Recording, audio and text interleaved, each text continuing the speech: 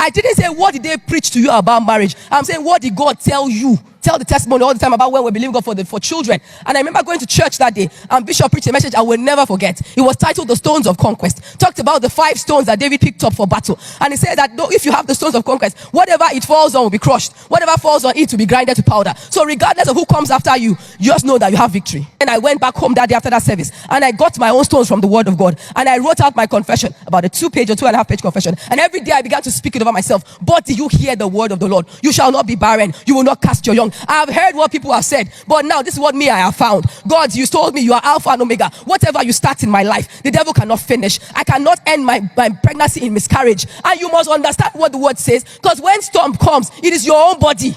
It is your own home. People can tell you they're praying for you, that's fine, but they don't really know how the shoe is pinching you. It's you that knows. I got pregnant again. I've told this testimony many times, and then I started having problems again. I say, after all this word, after everything God has spoken to me, and the doctor said, like we said before, you might still have preterm labor. Like we said before, it might be difficult for you to carry to full term. At that point is when you know where your foundation is. And I said, that's good. I respect you. I respect your profession.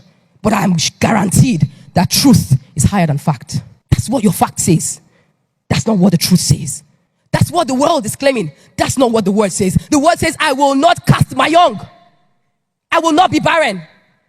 So I respect what you see, but I know what I've seen.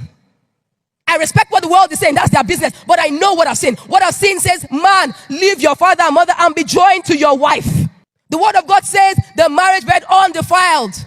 What have you seen about marriage? Because what they tell you is different from what you see.